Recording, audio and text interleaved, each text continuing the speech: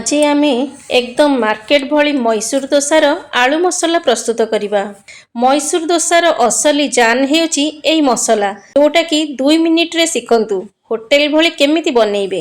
गत थर मु लाल चटणी शिखैथिली, आज मु दोसार हाट जेउटा आलू मसला सेटा शिखेबी। नमस्कार दर्शक बंधु, मो हाथ रंधा चैनल को आपण माननकु अनेक अनेक स्वागत करुछि।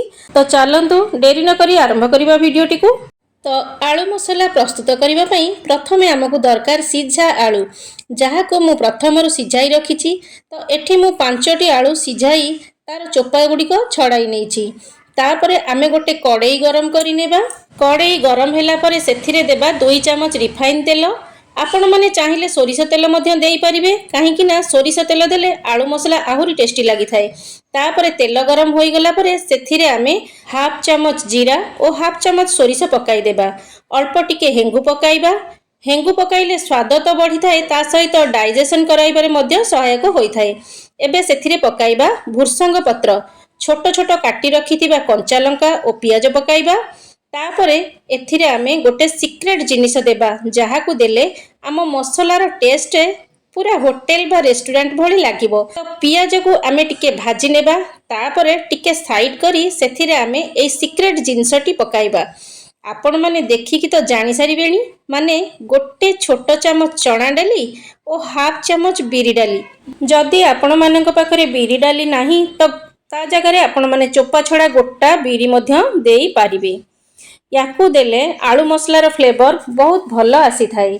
पियाज को मु काहींकी साइड करी चना डाली को भाजुची, काहींकी ना चना डाली प्रथमरु जदि आमे गरम तेल रे पकाई देबा बेले बेले ताहा पोड़ी जाई थाए, नले अधिक ताती जाई थाए।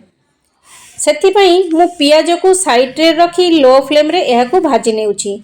आपण माने चाहिए बिरी और चना डाली को प्रथमरु भाजी रखी पारिबे और आलू को पकई सारिबा परे एहा को देई पारिबे। ता सहित एथिरे चिना बादाम मध्य देई पारिबे। तो एबे देखंतु डाली गुडी को आमे एई भली भाबरे लो फ्लेम रे भाजी नेबा। तापरे पियाज को मध्य एपटे टिके भाजी देउथिबे, नले तळपटरू टिके पोड़ी जाई थाए। ए देखंतु तापरे मु आपण माननकु देखाउची बिरी और चना डाली रो कलरटा केमती हबा दरकार। तो एबे मु बिरी और चना डाली को टिके भल भाबरे भाजी नेउची। आउ एठी देखंतु यार कलर केते सुंदर गोल्डन कलर देखा जाउची। आपण माने देखि परछंती बेसी तातीनी, बहुत बढ़िया बास्ना भी आसुची एथिरु।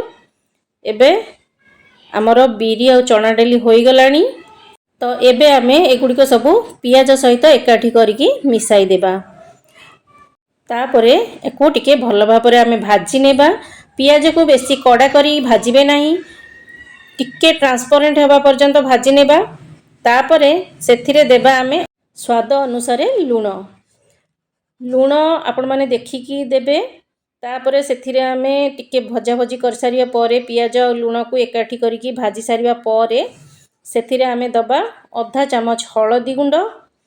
हळदी देले आलू मसलाटा बहुत सुंदर दिसी थाए। तो पियाज को आमे ट्रांसपेरेंट हेबा पर्यंत भाजी नेबा।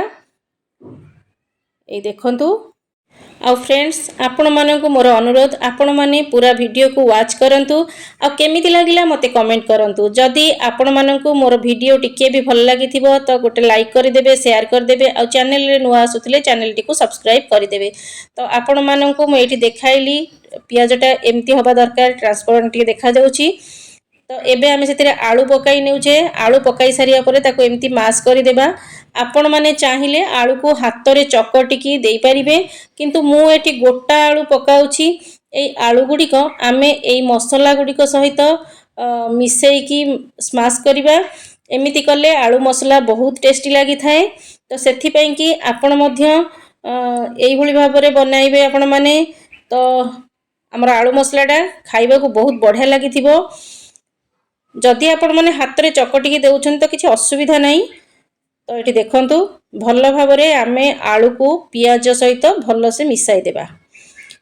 एठी आउ आलू गुडी को जते बेले दउछंती पूरा मास करिवेनी, टिके खंड खंड रहिले दोसा भितरे आलूटा बहुत टेस्टी लागि थाए। तो एबे मु सेई आलू रे अल्प टिके पानी दउची। पानी देले देह को देह भल से लागि जिवो, लाखिकी रहिबो। आ दोसा रे मध्य देला बेले सेटा भल रे लाखिबो। ଏଠି ଦେଖନ୍ତୁ ଆମର ଆଳୁ ପୁରା ରେଡ଼ି ହୋଇଗଲାଣି। ମୋର जो पार्ट 1 वीडियो रे रेड चटनी बा लाल चटनी रो रेसिपी छाड़ी जदि आपण मानक भितर कहीं देखी नांती तो से रेसिपी रो लिंक मु डिस्क्रिप्शन बॉक्स रे देई देबी। आपण माने निहाती भाव रे देखि नेबे। एई भली भाव रे मु बनै किरी आपण मानक देखाउची आ आपण माने आपण मानकर भल पाइबो मते एई भली भाव रे देउथांतु जहा द्वारा मु प्रेरित होई आउ किछि नुआ नुआ रेसिपी आपण मानक पाखरे पहुंचाई परिबी। तो एबे हमर आलू मसला पूरा रेडी हो जाइछि। मु आपनकु एबे प्लेटिंग करी देखाउछि। एई भली भाव रे आपण माने बनेइबे। आउ आगो को रविवार को मोर दोसा वीडियो सकाळ 9टा बेल को आसुछि। आशा करूछि आपण माने निश्चिंत देखिबे। तो एठी देखंतु हमर आलू पूरा रेडी हो जाइछि। आउ नेक्स्ट वीडियो मोर क्रिस्पी दोसा ता सहित आउ गोटे रहिला नडिया चटनी। ए दुईटा जाक मु रविवार को आणुछि। आशा करूछि आपण माने समस्त देखिबे। तो एबे हमर आलू पूरा तो रेडी हो जाइछि। तो फ्रेंड्स आपण मानकु मोर ए रेसिपी टी केमिति लागिला मते कमेंट सेक्शन रे निश्चय जणैबे। जदि वीडियो टी पसंद आसे गोटे लाइक करि देबे, शेयर करि देबे। चैनल रे नुआ आसुथिले चैनल टी को सब्सक्राइब करि देबे। और साइड रे जो बेल बटन टी अछि ताको क्लिक करी ऑल ऊपर क्लिक कर देबे जहा द्वारा मोर नुआ नुआ वीडियो रो नोटिफिकेशन आपण मानक पाखरे बहुत जल्दी पहुंची परिबो। तो फ्रेंड्स देखा हबो मोर आ गोटे एपिसोड रे आ गोटे नुआ रेसिपी सहित। रहुछि नमस्कार, जय जगन्नाथ।